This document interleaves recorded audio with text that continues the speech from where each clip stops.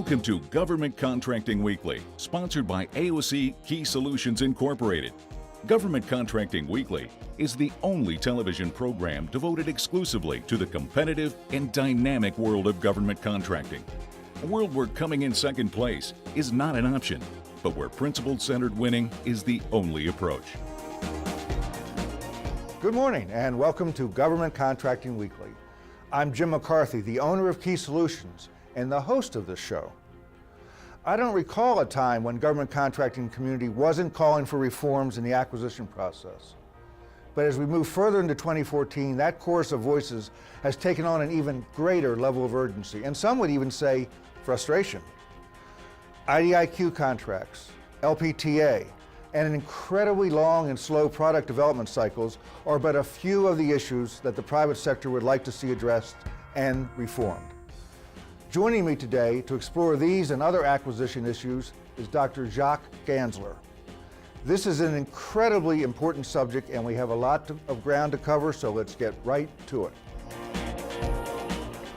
Dr. Jacques Gansler, 2001 to present, University of Maryland, Roger C. Lippitt's Chair in Public Policy and Private Enterprise. 1997 to 2001, Undersecretary of Defense for Acquisition, Technology, and Logistics. 1977 to 1997, Executive Vice President and Corporate Director for Task Incorporated. Numerous private sector leadership roles, corporation boards of directors, special government committees. Jack has an electrical engineering degree from both Yale University and Northeastern University, and a master's in political economy from the New School for Social Research, and a PhD in economics from American University. Welcome, Jack. Thank you. Good to have you here, sir. Good to be Okay, here. so we're going to talk a little bit about IDIQ contracts, competition. Let's start with the IDIQs. Are they living up to their expectations? Well, first we need to define them. These are indefinite delivery, indefinite quantity. Mm-hmm. And the idea behind it was to be able to get a fast response without having to go through the protests and the sort of thing, and the long stretch out of a competition. Right. So they pre-qualify, and the idea behind it was to pre-qualify 2, 3, 4 companies in a given area. Mm-hmm. That would have been very logical, and being pre-qualified, those 3 or 4 can compete. But instead, they felt they had to pre-qualify everybody who applied. So just about everybody on some vehicles has a spot at the table, so to speak. There's one that has 2,200 of them. Yeah, They're all, quote, winners, but it doesn't mean they'll all get any money. That's right. So just because you win the vehicle doesn't mean you're going to win any task orders. Exactly. And it sort of defeats the purpose in the long run, doesn't it, to have a lot of... Well, not only that, it's more expensive and takes longer, because now if you get, say, 1,000 proposals, then the government has to evaluate all of them, and each of those companies put it into their overhead, the cost of it. Right. So that is more expensive and takes longer. That's not the desired objective. The objective was to be pre-qualified, have a fast but good competition. Yes. Recently you had an article in the New York Times in the op-ed section. It dealt with competition. Right. Can you comment on that and tell us about that, please? Yeah, there's sensible competition, and there's competition just for its own sake. Just if you say, I'm going to have a competition, whether it makes sense or not, the whole idea of competition is creating incentives for the industry. And that's really an important point, because you really do want incentives to get higher performance at lower cost. That combination isn't intuitive, and it certainly isn't the case when you have a sole source. I mean, a sole source has an incentive, a single source has an incentive to try to drive up their costs and still be the only one doing the work. Right. And so the idea of having intended consequences, namely incentives, when you do have a single source, you can even create an option of competition as an incentive. Mm-hmm. So there's all forms of competition. There's competition for prototypes to show it can be done, and there's competition for production to show you can get higher performance at lower and lower costs. And there's competition even for support, for the maintenance and the replacement and repair and so forth. So, in a sense, what I hear you saying is that competition inherently is good, but it's possible to go too far? Would that be or do it in a dumb way. Do it in a dumb way. And Yeah. would you say that's how we tending to do it nowadays? Well, the idea that says we have to have it for its own sake, or that we award it on the basis of simply low bid, rather than best value. If they're commodities, you can do that. There's if there's a bowl of ketchup or something like that that you're bidding on, and 5 different people have good ketchup, take the low bid, as long as they're good. But on the other hand, most of the things that we're talking about here are going to be sophisticated fighter planes or guidance and control systems for missiles or anything complicated, or services, very complex services like information systems. That requires you to do a comparison of not just price, but price plus performance. That's called best value, the way you and I buy. I mean, you can buy a really cheap car, or you can buy a good car at a low price. Or if you're going to have your heart surgery, you probably don't want to do it with somebody who only has a medical degree and has never done it before. You're probably not going to go around town shopping for the cheapest doctor, are you? Lowest hourly rate? No. What's the measure of it? Right. Yeah. Okay, so competition certainly has the potential to drive down costs. Yes. But what you're saying is that it also, if it's not applied properly, can actually increase costs and red tape and delays and so on. Or drive down costs and give you junk. Junk. Okay. I mean, I don't want the cheapest stuff. I want the best at lower cost. Now, who makes those decisions, whether or not it's going to be low cost or whether it's going to be some trade-off between value and price and so on? Well, it's the government is the decision maker. Sometimes it's the military people, sometimes it's the civilians. But the first and most important part of it is the decision process. You know, what are we going to use, and what's most applicable to this case? Yeah. And there it comes down to experience and judgment of the people, training, education, and experience. Okay. Well, real quickly before we take a break, LPTA, low price technically acceptable, is it here to stay in your judgment, or is it just a fad? It's applicable for commodities. It's not applicable for weapon systems or sophisticated services. And that's the problem. You'll end up with junk. Low price, just open the envelope, pick the low bidder. That works only if things are interchangeable. Gotcha. It doesn't work in the case where you really care about performance. Okay, well, we're going to step away for a break right now. When we come back, we're going to talk about the lead times on some product delivery procurements. So, did we win that government contract? We did. And? And now we've got to deal with the regulatory hurdles. Well, good luck with that. When the government's your client, you need to play by their rules. And the rules change more than you think. Exactly. We need someone who's done this before. Plus, it's complicated, so we're going with BDO. BDO? People who know government contracting know BDO. AFCEA has been bringing government and industry together since 1946. By joining AFCEA, you will reach the decision makers and become part of the discussion. You'll increase market visibility, gain market insight, receive discounts on AFCEA member services and events, and manage and engage corporate associates. AFCEA is the association of choice. Join today at www.afcea.org.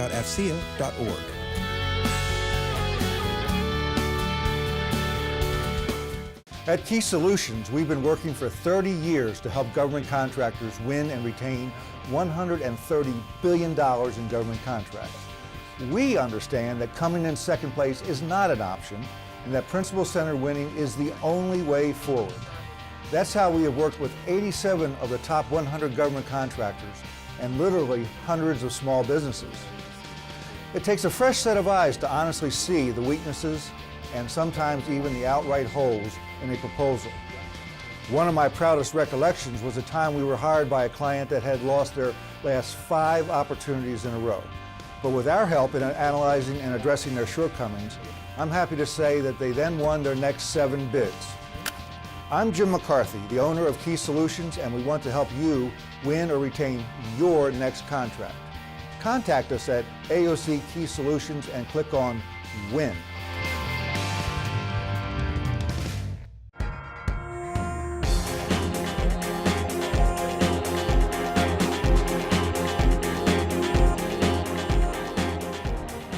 Welcome back. I'm here today with Dr. Jacques Gansler. And Jack, let's talk a little bit about product delivery time.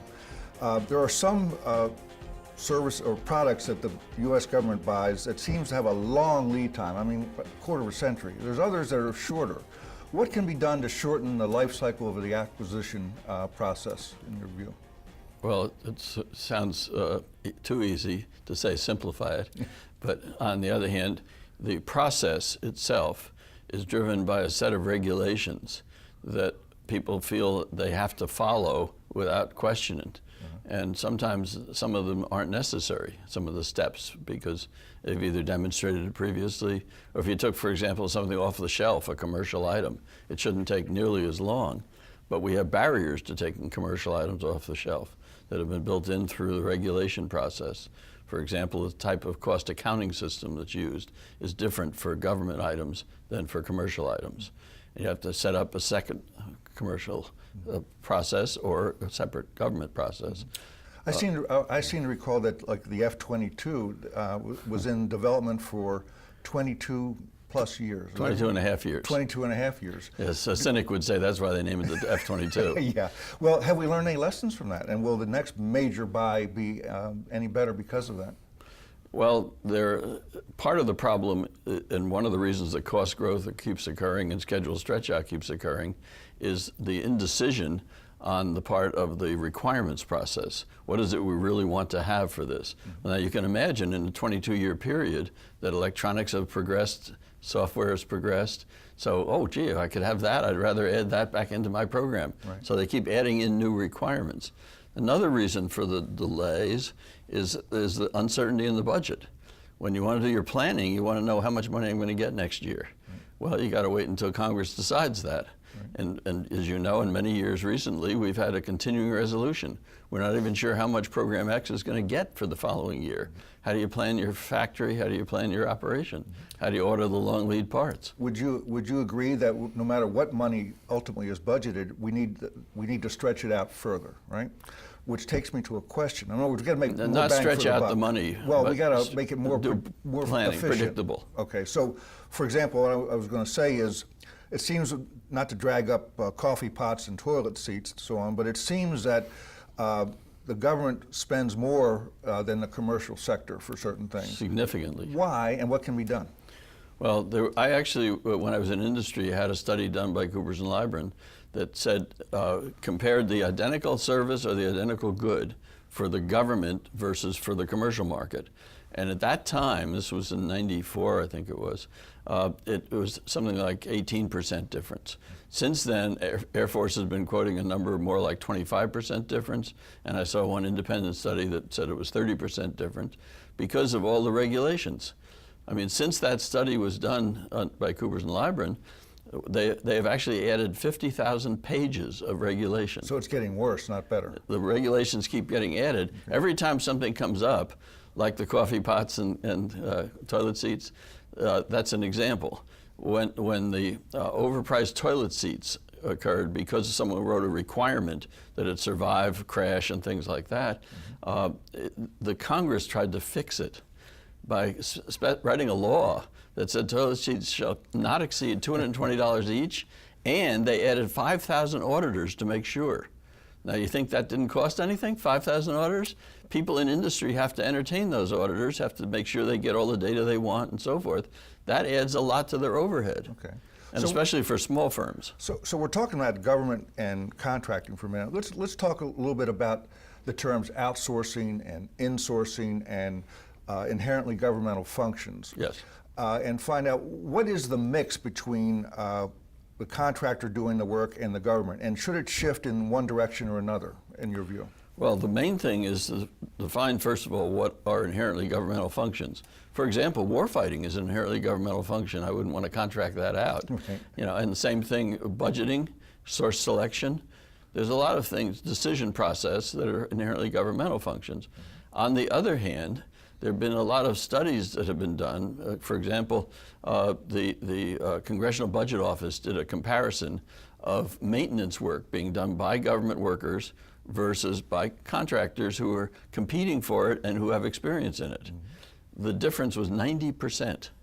90% cheaper and better done when the private sector did it in a competitive fashion. But the general rule says, well, why don't we let then the government people bid on it and compete with the private sector? The A-76 program.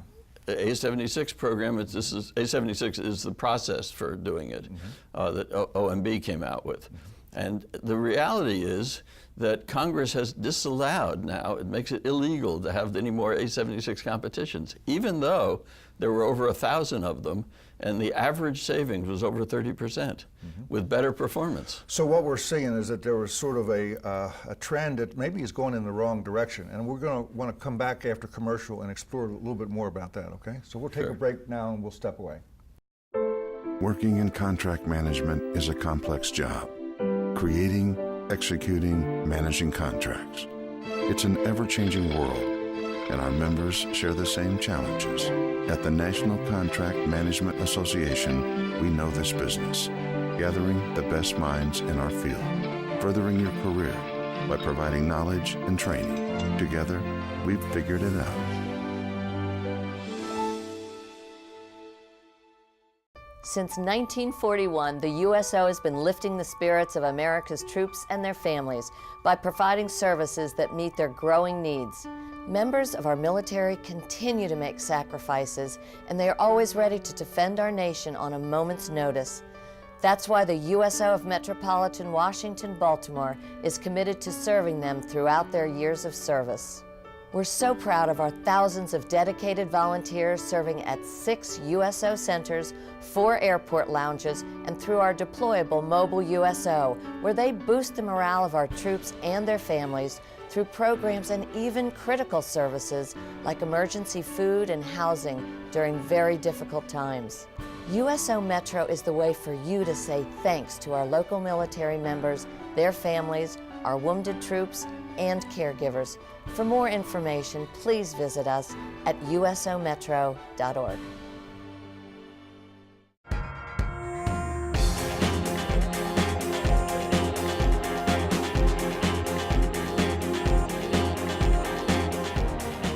Jacques Gansler, let's talk about globalization and what's happening there. Can you comment on whether the policies associated with that are good or bad? Why does it matter? I mean, what is the impact of it right now? Well, the reality is that today technology is globalized, industry is globalized, and labor is globalized.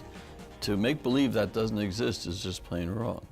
There's actually more investment in research around the world than there is in the U.S. today. So in many areas, we're not the first, we're not the leader. And our strategy has been technological superiority. So we have to be a leader, and one way of doing that is to get that technology from offshore. Every U.S. weapon system today, in a report that the DoD put out, every single weapon system today has foreign parts in it. And the reason is because they're better, not because they're cheaper. We take advantage of that. It makes sense to do that. And yet we have, again, rules and barriers against doing it. Are we losing the technology battle to the rest of the globe, the rest of the world? Well, one of the reasons for that is the fact that with sequestration and the total budget has been falling, one of the first areas to be cut is research, because they're paying for the old stuff and not looking ahead enough.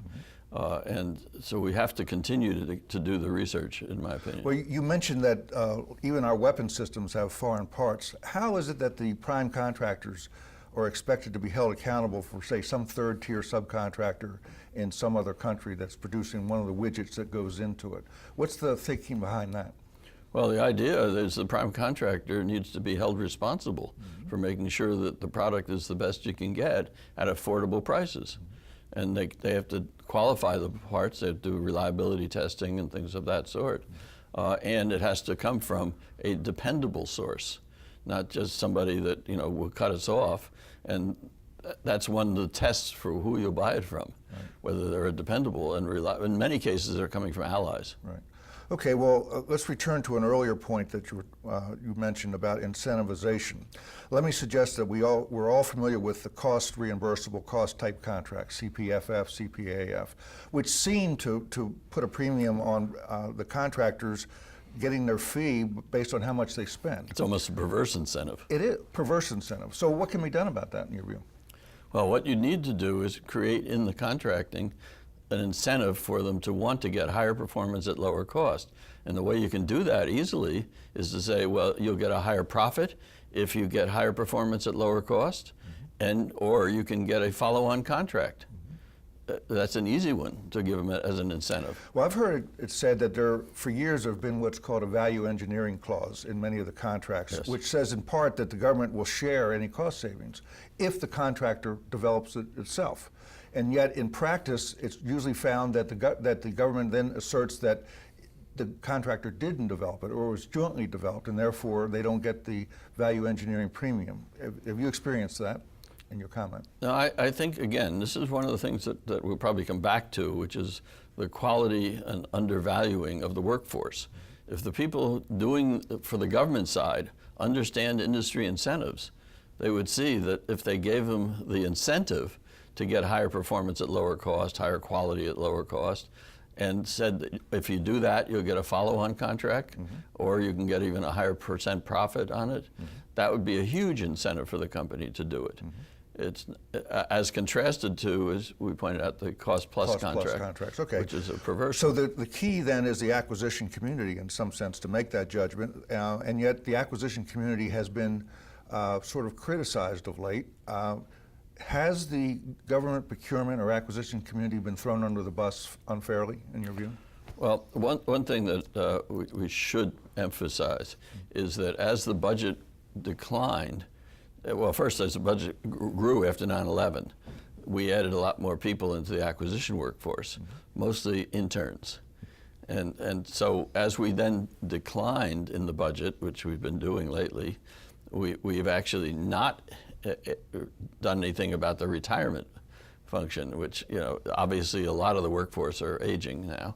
Unlike except us. us. Right, I yes. got you, yeah. But there's no question that as people retire, then you need to get experienced people in, because the young ones have lost their mentors. And what today, across the government, over 50% of the workforce have less than 5 years experience, of the acquisition workforce. Right. And in the defense, it's 55%. Okay, we have only a very brief time. So in your view, is the criticism just or unjust in terms of the workforce, acquisition workforce? Well, I think there are a lot of people who are very dedicated, very smart, very competent, and we should value them and reward them for good performance. On the other hand, just simply saying that they've lived another year is not necessary. What I think we clearly have done is undervalue them.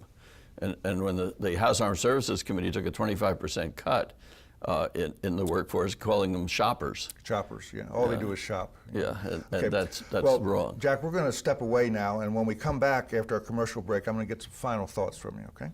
Okay. In this hyper-competitive marketplace, as a federal government contractor, now more than ever, you need to identify, track, forecast, and analyze opportunities that will help you grow your company by better positioning yourself to win contracts. I'm Jamie Brett, the founder of Easy GovOps, and that's our mission.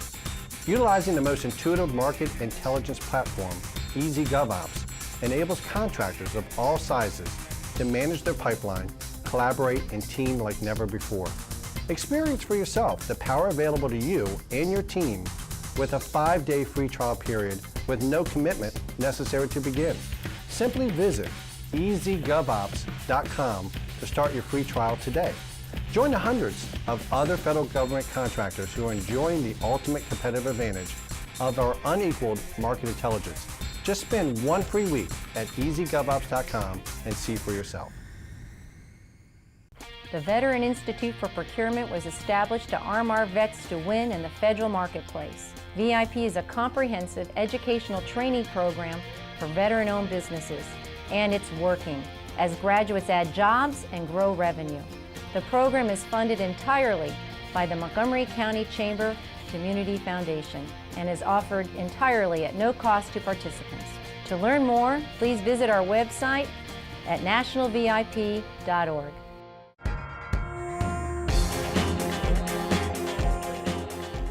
Jack, in the short time remaining, give the audience your final thought. Well, clearly this is a period in which, with the budget shrinking, we have to buy it much smarter. And the issue is buying 21st century needs rather than 20th century needs. And clearly there's a political inertia and from industry, from Congress, and from the military that want to keep buying the old stuff instead of the new stuff.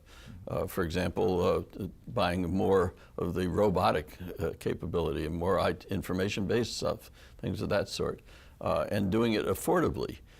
When he was chairman of the Joint Chiefs of Staff, Admiral Mullen said that our #1 national security problem is the debt. Okay, well, we'll leave it with that. Jack, thank you for being on the show today. At this point, we're going to turn to our customary mailbag, and we'll answer some questions directly from you, the audience.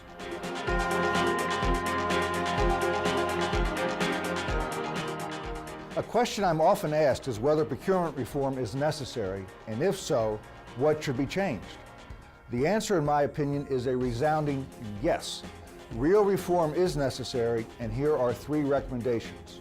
First, give more guidance to the acquisition officials. Issue government-wide guidelines that define technically acceptable and indicate when to use the LPTA technique. Second, draw lessons from the architect and engineers. Learn from the A&E community's use of the Standard Form 330 and apply many of its lessons to RFPs. The SF 330 ingeniously links plans, approaches, key personnel, a company's past performance, and key individuals' past performance into a cohesive whole. The form contains safeguards against gaming the system by contractors. This technique should be examined. And lastly, eliminate internal RFP disconnects. Avoid disconnects between RFP section L and M, and instead blend them into a single unified structure for how to write and evaluate a proposal. The debate surrounding proposal reform continues to heat up. Stay tuned to Government Contracting Weekly, where I promise you we will do our part to keep the dialogue going until real change is achieved to the benefit of all parties. We all recognize that the debate over acquisition reform isn't going to end anytime soon. But still, it's incumbent on all of us, whether we work on the public or private side of government contracting, to keep making progress. We owe it to ourselves, and we owe it to our country. I want to thank Dr. Jacques Gansler of the University of Maryland for joining me today. But most importantly, I want to thank you, our viewers all over the world, for once again making Government Contracting Weekly a regular part of your learning regimen. Now, on behalf of all my colleagues at Key Solutions, I'm Jim McCarthy, and I'll see you next week.